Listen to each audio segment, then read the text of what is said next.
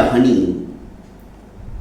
मेरे इस नए YouTube चैनल पर मैं धनंजय जैन आप सभी का हार्दिक अभिवादन करता हूं और आप सभी को बहुत बहुत धन्यवाद देता हूं कि जो टारगेट मैंने सोचा था कि 1 साल के भीतर भीतर मैं पूरा करूंगा 1000 सब्सक्राइबर का, वो सिर्फ और सिर्फ 5 महीने में ही पूरा हो गया। और इस सब के पीछे मैं यही मानता हूं कि आपके आशीर्वाद का ही प्रतिफल है। आप इतना प्यार से मुझे तवज्जो देते हैं, मैं हमेशा आपका आभारी रहूंगा। दोस्तों, आज की कहानी विक्रमादित्य को वेताल तीसरी कहानी सुनाने जा रहा है। विक्रमादित्य फिर से उसे पकड़कर लाते हैं, अपने कंधे पर डालते हैं और वापस वेताल यही कहता है कि विक्रम, तू मुझे ज्यादा समय तक पकड़ के नहीं रख सकता, क्योंकि फिर से मैं तुझे एक कहानी सुनाने जाने वाला हूं और तुझे उसका जवाब आता है, फिर भी तू नहीं बोला तो तेरे तो सर के 100 टुकड़े होने ही वाले हैं। और तू यदि बोल गया तो मैं तो उड़ के वापस उसी पेड़ पर चला जाऊंगा। हमारी शर्त यही है। विक्रमादित्य मौन रहते हैं। वेताल लंबी दूरी तय करने के लिए फिर से एक नई कहानी विक्रमादित्य को सुनाने लगता है। वो कहता है कि विक्रम, कनकपुरी नगरी का राजा यशोधन नाम के अनुरूप यश रूपी धन उसे प्राप्त था। दिगंत के अंदर उसकी यशो गाथाएं पताके की तरफ फहराती रहती थी, क्योंकि न्याय और नीतिमत्ता के साथ में वो प्रजा का पालन करता था। जबकि जितने भी पदाधिकारी थे राज्य के, जो कि महाराजा यशोधन के पिता की परंपरा से चले आ रहे थे, उन्हें भी विश्वास नहीं हो रहा था कि जिस यशोधन के ऊपर हमने विश्वास रख के उनको राज्य की उत्तर धुरा संभालने को दी, वे इस तरह से उसको दिगंत में फैला देंगे, उन्हें भी विश्वास नहीं था। कारण था कि यशोधन के पिता, जब यशोधन सिर्फ और सिर्फ 16 साल के थे, तभी काल कल्पित हो चुके थे और इतनी कम उम्र में यशोधन के ऊपर इतने बड़े राज्य का वहन करना आसान काम नहीं था। फिर भी इकलौते बेटे होने के कारण से, इकलौते राजकुमार होने के कारण से यशोधन के ऊपर कनकपुरी नगरी की धुरा रख दी गई। पर अपने सुदृढ़ कंधों के ऊपर उस धुरा को वहन करने में यशोधन सक्सेस रहे। यशोधन राजा के नगरी में एक कुशल सेन नाम का बहुत बड़ा व्यापारी व्यापार के सिलसिले में आया जाया करता था। और कुशल सेन एक दिन 2 सुंदर नर्तकियों को राजभवन में लेकर आता है और राजा से कहता है कि महाराज, आपके मनोरंजन के लिए एक दिन इनके नृत्य का कार्यक्रम रखा जाए। पुराने जमाने में राजा महाराजा इसी तरह से अपने मनोरंजन के लिए किसी ना किसी, कभी कभी नर्तकियों को बुलाते थे, कभी कवियों को बुलाते थे, कभी शास्त्रार्थ करवाते थे। ये प्रक्रिया शुरू रहती थी। तो महाराज यशोधन को यह प्रस्ताव पसंद आया। उन्होंने घोषणा करवाई कि आज रात को ही नर्तकियों का नृत्य रखा जाए। सभा खचाखच भरी हुई थी।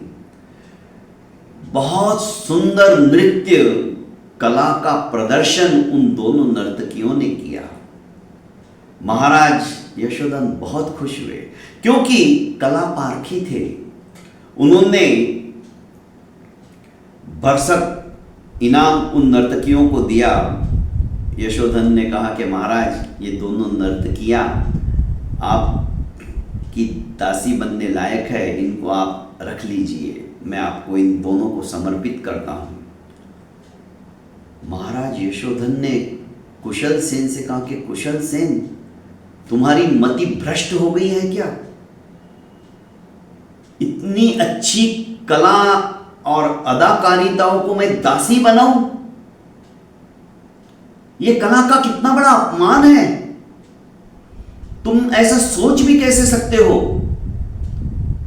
राजा यशोधन के क्रोध का पारावार नहीं रहा। उन्होंने कहा कि तुम इन नर्तकियों को कहां से लाए? तो यशोधन राजा के प्रश्न को सुनकर कुशल सेन ने कहा कि महाराज, मैं अमुक अमुक नगरी से इन्हें 1,000 स्वर्ण मुद्राओं में खरीद कर लाया हूं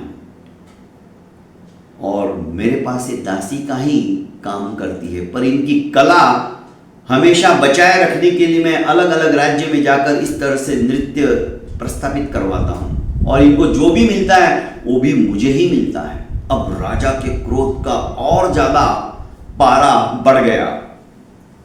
उन्होंने कहा कि इस कुशल सेन के व्यापार में से जितना भी कर हम लेते वो कर दुगुना कर दिया जाए और इनसे 1,000 मुद्राएं और ली जाए और इन दोनों नर्तिकाओं को दिया जाए और इनको आज से आजाद कर दिया जाए।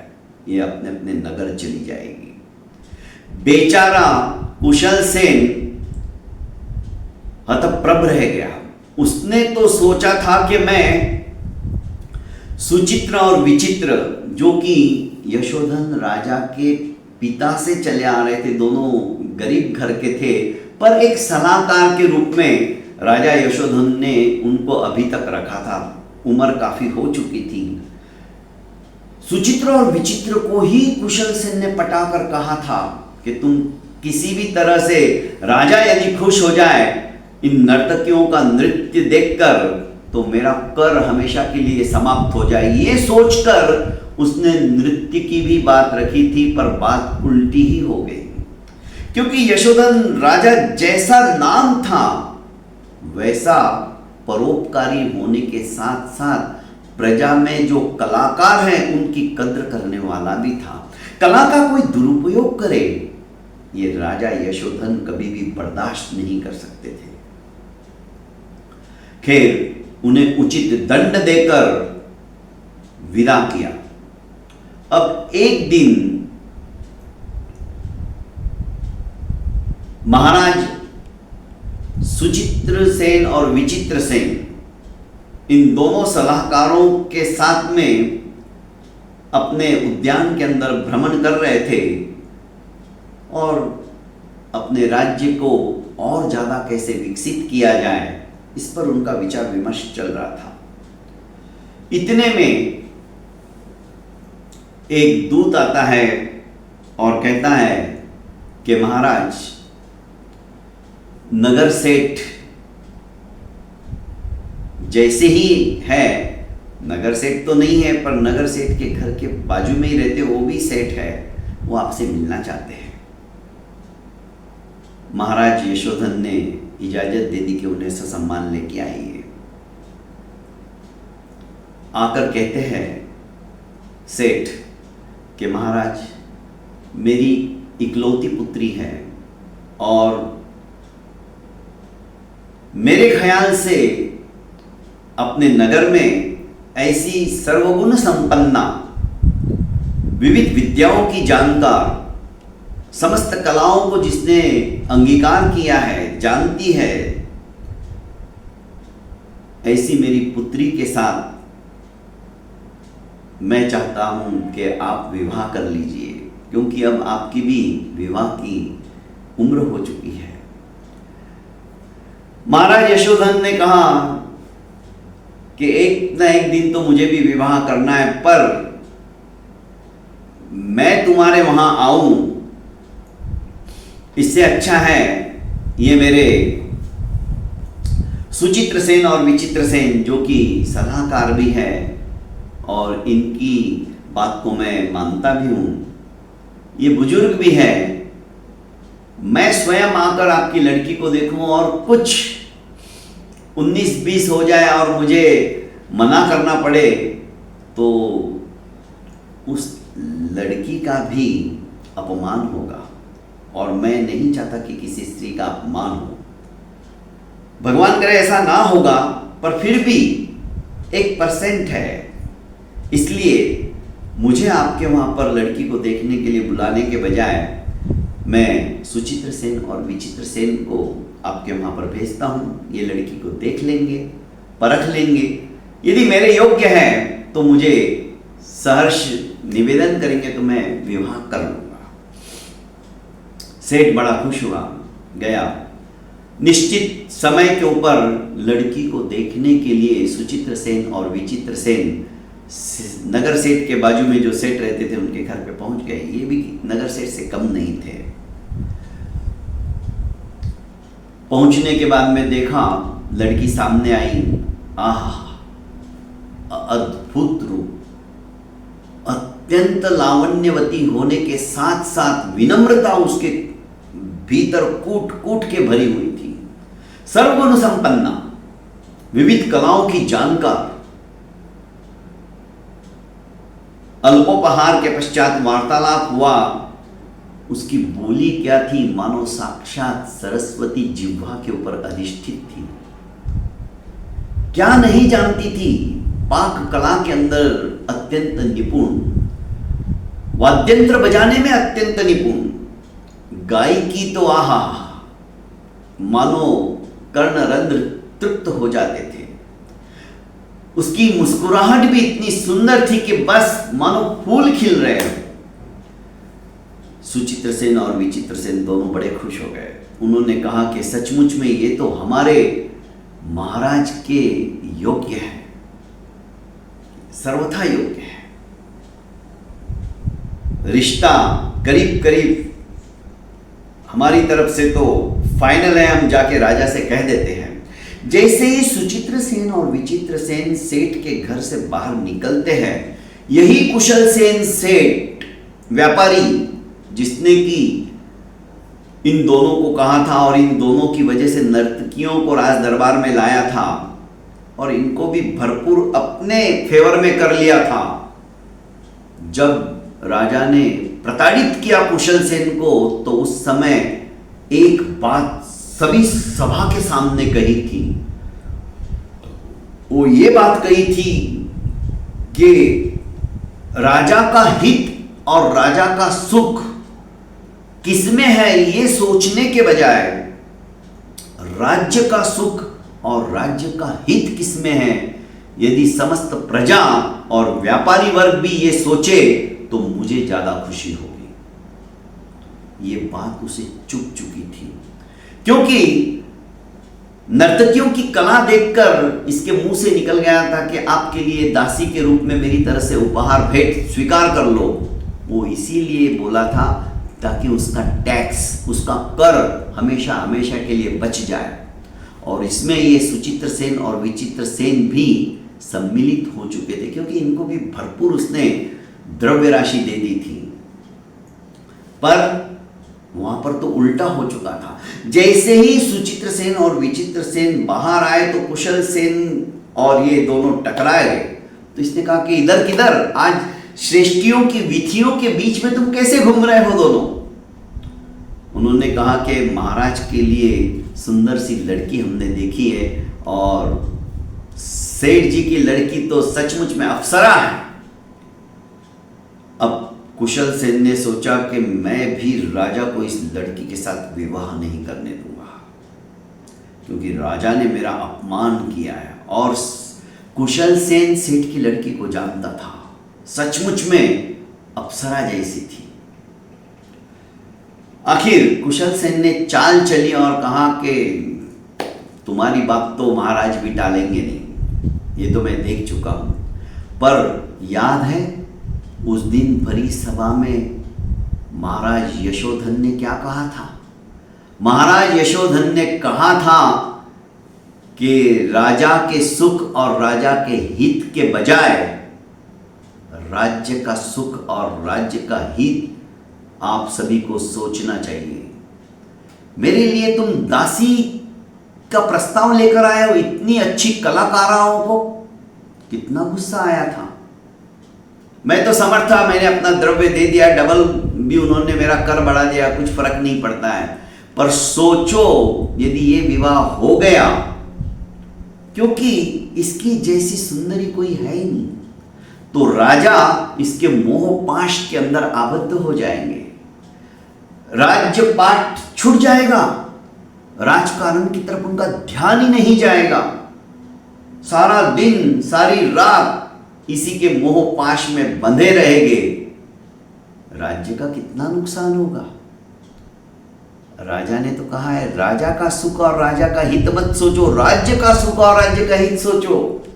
तुम इतनी जल्दी कैसे भूल सकते? फिर भी राजा को तो विवाह करना ही है, कभी ना कभी तो करेंगे, बाकी तुम्हारी मर्जी है। तुम मेरे से बड़े हो, बुजुर्ग हो, मेरे से ज्यादा चिंतनशील हो, इतनी तुली लगाकर कुशल से चल पड़ा। ये दोनों सोचने लगे बात तो सही कह रहा है, क्योंकि 60 साल के बाद जब उम्र हो जाती है ना, मारवाड़ी में कहावत है साठी और बुद्धि नाटी, बुद्धि गायब हो जाती है।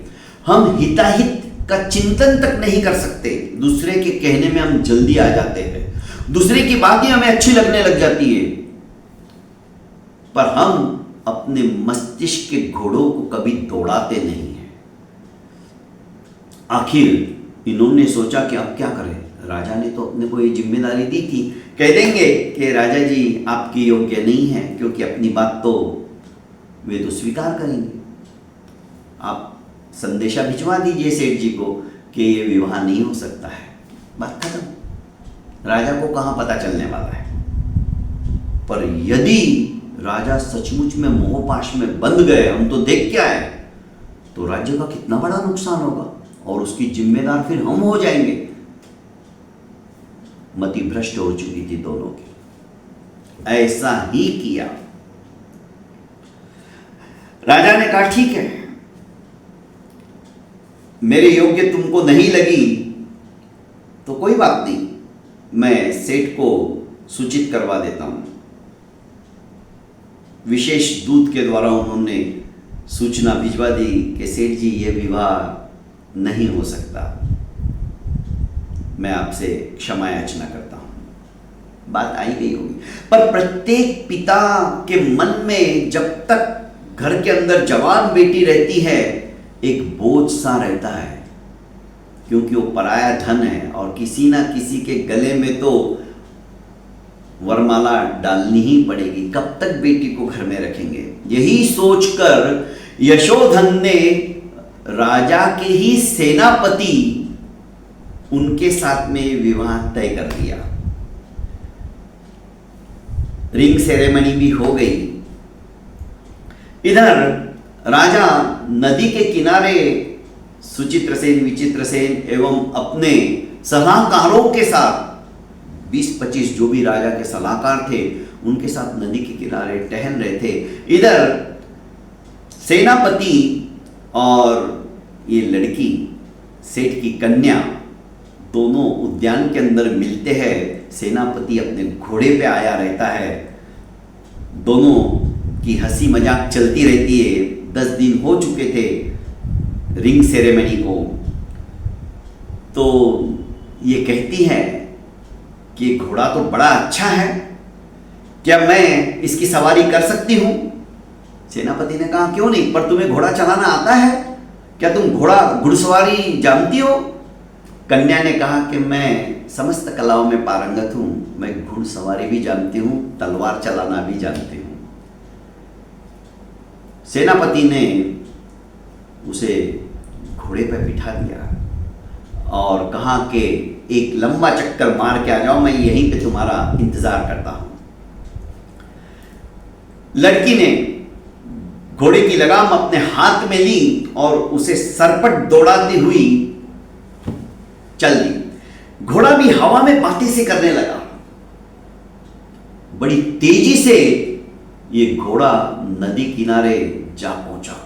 जैसे जैसे ये इसे रोकने का प्रयास कर रही थी, वैसे वैसे घोड़ा द्रुत गति से आगे की ओर बढ़ रहा था। ये चिल्लाने लगी, अरे भाई रुक, पीछे मुड़, हम बहुत आगे आ गए। पर घोड़ा रुकने का नाम नहीं ले रहा था। इसी बीच राजा ने देखा एक सुंदर सी कन्या घोड़े के ऊपर है और घोड़े को रोकने की कोशिश कर रही, पर घोड़ा रुक नहीं रहा था। राजा ने बीच में खड़े होकर घोड़े की लगाम पकड़ ली, लगाम पकड़ लिया और उसे रोका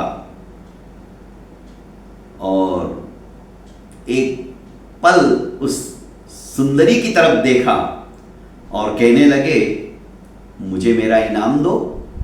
राजा मजाक के मूड में थे। मैंने तुम्हारे घोड़े को तुम्हारे रोकने से नहीं रुका, पर मैंने रोक दिया।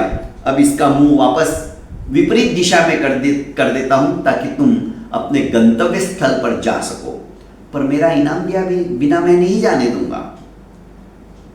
लड़की ने कहा, मेरे पास तो कुछ नहीं है, मैं आपको क्या इनाम दूं? तुम्हारे पास देने के लिए मुस्कुराहट तो है, एक मुस्कुराहट दे दो, मेरा इनाम मुझे मिल जाएगा। लड़की ये सुनकर खिलखिलाकर हंस पड़ी। उसकी वो खनकती हुई हंसी और उसका वो रूप सौंदर्य राजा के आंखों के माध्यम से दिल में छा गया और वो हंसी कानों में गुंजरित सी होने लगी।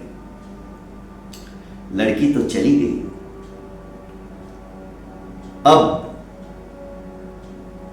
सुचित्र सेन और विचित्र सेन को राजा ने कहा कि ये लड़की कौन है, तलाश करो। इसने तो पहली नजर में ही मेरा दिल जीत लिया। मैं इससे विवाह करना चाहता हूं। यदि इसका विवाह नहीं हुआ हो तो रिश्ते की बात करो। अभी तक उसकी वो हंसी, उसकी वो मुस्कुराहट, वो चेहरा मेरे आंखों के सामने से ओझल नहीं हो रहा है। अब सुचित्र सेन और विचित्र सेन ने एक दूसरे की तरफ देखा, कहने लगे, हम तो ये रिश्ता मना कर चुके हैं और राजा तो इसको जानते भी नहीं, अब क्या होगा? और हमने तो ये कह दिया कि आपके योग्य नहीं है और राजा को यही लड़की पसंद आई। इसी बीच तलाश करो, जाके आओ और रिश्ता तय करके आओ। अब सुचित्र सेन और विचित्र सेन को यह भी पता नहीं था कि ये सेनापति के साथ इसका रिश्ता तय हो चुका है। अब जाने लगे तो सेनापति भी कन्या को घर पे पहुंचाकर राजा की तरफ ही आ रहा था। राजा ने कहा, सेनापति जी, आज तुम अपने सारे काम छोड़कर सुचित्र सेन और विचित्र सेन के साथ जाकर तलाश करो एक लड़की जिसके साथ की मेरे विवाह की बात ये करने जा रहे हैं, किसकी है, क्या है, और मुझे लाकर सूचित करो। सुचित्र सेन और विचित्र सेन के साथ में सेनापति स्वयं जाने के लिए समुद्रित हुए। राजा अपने महल में आ गए। जैसे ही सेनापति और सुचित्र सेन विचित्र सेन सेठ के घर की तरफ आए तो सेनापति ने कहा कि तुम कहां लेके जा रहे हो? कि इन्हीं की तो लड़की से राजा के विवाह की बात करने के लिए जा रहे हैं। सुचित्र सेन विचित्र सेन की बात सुनकर सेनापति ने कहा, पर ये तो मेरे साथ इसकी सगाई हो चुकी है, 10 दिन हो गए, क्या बात करते हो? अब क्या किया जाए? अब क्या किया जाए? समस्या तो बड़ी आन पड़ी।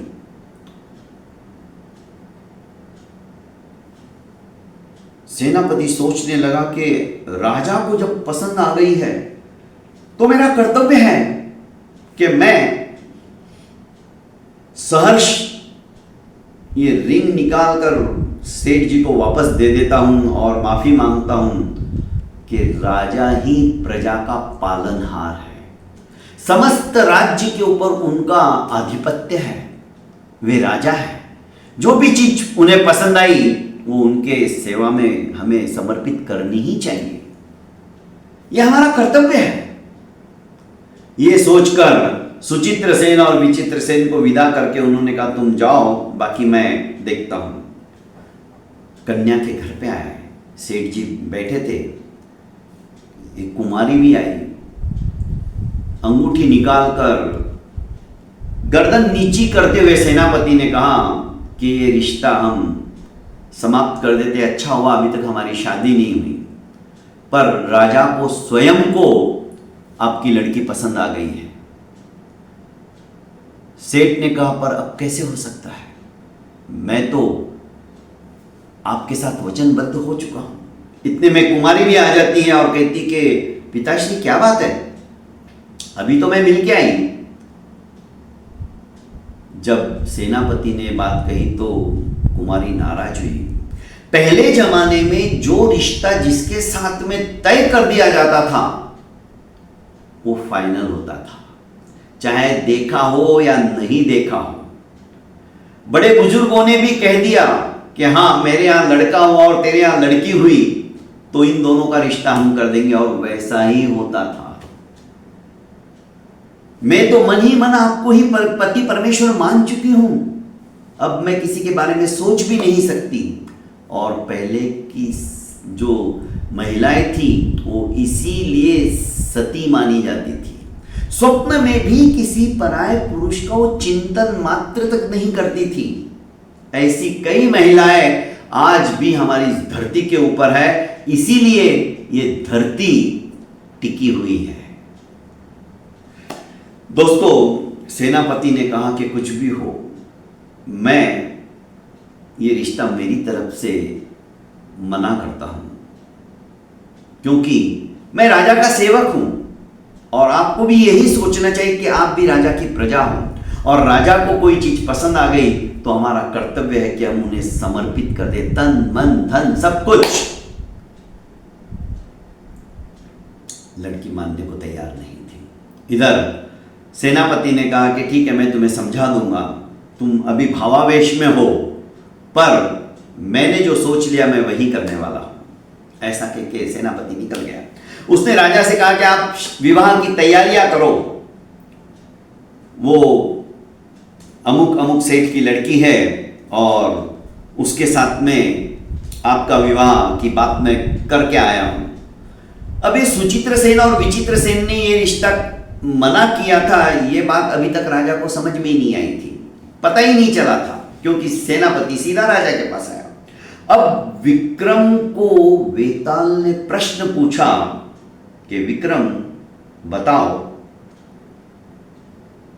सेनापति जिसके साथ में रिश्ता तय हो चुका है वो रिश्ता कैंसल करके राजा को सौंपने जा रहा है, राजा का त्याग बड़ा है क्या सेनापति का? क्योंकि अंततोगत्वा जब सेनापति ने जब ये बात कही और अंत में सुचित्र सेन और विचित्र सेन का भी पता चला कि तो वही कन्या है, सुचित्र सेन और विचित्र सेन की क्या गति की होंगी राजा ने, वो तो बोलने की जरूरत नहीं है क्योंकि दूसरी बार हो गया था और सब उनके गुप्तचरों ने बता दिया था राजा के। पर जब राजा को लगा कि नहीं ये तो सेनापति के साथ इसका तो रिंग सेरेमनी का हो चुका है और वही लड़की है जो सुचित्र सेन और विचित्र सेन ने मेरे लिए मना किया कि ये आपके योग्य नहीं है, पर राजा के दिलो दिमाग में वही लड़की थी। राजा भी सोचता है कि अब सेनापति ने इसके साथ में गोना कर लिया है, अर्थात सगाई आज की भाषा में ये हो चुकी है। तो राजा कहता है कि नहीं सेनापति, इसके साथ तुम ही शादी करो, मैं इसके साथ अब विवाह नहीं करूंगा। विक्रम को समस्त कहानी सुनाकर वेताल कहता है कि इन दोनों में से किसका त्याग श्रेष्ठ है, राजा का या सेनापति का? किसके साथ विवाह होना चाहिए, राजा के साथ या सेनापति के साथ? राजा तो राजा है, जो चीज उन्हें पसंद आ गई वे स्वीकार कर सकते हैं, और सेनापति विवाह करने के लिए तैयार नहीं था। उन्होंने कहा कि नहीं महाराज, आपको पसंद आई है, आप इसके साथ विवाह करो। राजा कह रहा है कि नहीं, इसके साथ विवाह सिर्फ तुम्हारा ही होगा। त्याग किसका बड़ा? आखिर राजा ने आदेश दिया कि सेनापति मेरा आदेश है, इसके साथ तुम्हें विवाह करो। विक्रम अब बताओ, इसमें से त्याग किसका बड़ा हुआ? किसकी भावना सर्वश्रेष्ठ? महाराज विक्रम ने कहा कि वेताल सुन, त्याग तो सेनापति का ही बड़ा हुआ, क्योंकि जिसके साथ उसकी सगाई हो गई थी, ऐसा कोई पुरुष नहीं चाहेगा कि अपनी पत्नी को दूसरे के सामने रख दे कि ठीक है तुम इसके साथ विवाह कर लो, तुमको पसंद आ गई तो। पर अपने राजा के प्रति समर्पण भाव होने के कारण से अपनी होने वाली पत्नी को भी समझाया कि अपना कर्तव्य क्या होता है। तो त्याग की दृष्टि से यदि देखा जाए तो त्याग तो सेनापति का ही बड़ा हुआ। राजा तो सर्वसंपन्न है, वो कुछ भी कर सकता था, पर राजा यशोधन न्याय और नीतिमत्ता से चलने वाला इंसान था। उसने सोच लिया कि नहीं, वैसे भी सुचित्र सेन और विचित्र सेन ने कह दिया कि यह आपके योग्य नहीं है। मैंने तो रिश्ता बिना देखे भी उसी दिन कैंसिल कर दिया था, पर देखने के बाद जब मेरा मन हुआ तो मैं विवाह के लिए तैयार हुआ। पर मुझे ये नहीं पता था कि मेरा ही सेनापति इसके साथ विवाह में आबद्ध होने के लिए सगाई कर चुका है। भला किसी पराई औरत के ऊपर मेरी नजर भी चली गई तो इससे बड़ा पाप क्या होगा। इसीलिए मैंने कहा यदि ये कन्या अभी तक विवाहित नहीं है तो पूछो, इनके घर वालों के पास रिश्ता लेके जाओ। राजा की सोच ऐसी थी, पर राजा चाहता तो सब कुछ कर सकता था, फिर भी राजा ने नहीं ऐसा कुछ किया। पर इसमें यदि देखा जाए तो त्याग किसका बड़ा, तो त्याग सेनापति का बड़ा है। विक्रम की बात सुनकर वेताल अट्टहास करते हुए हंसता है और वापस उड़कर उसी पेड़ पे जाकर औंधा लटक जाता है। अब चौथी कहानी विक्रमादित्य को वेताल क्या सुनाएगा, ये तो अगले गुरुवार को हम मिलकर आपस में चर्चा करेंगे। तब तक के लिए इजाज़त चाहता हूँ। आप स्वस्थ रहिए, मस्त रहिए और इसी तरह से मेरे ऊपर आपके प्रेम की वर्षा करते रहिए। बहुत बहुत धन्यवाद। प्रणाम।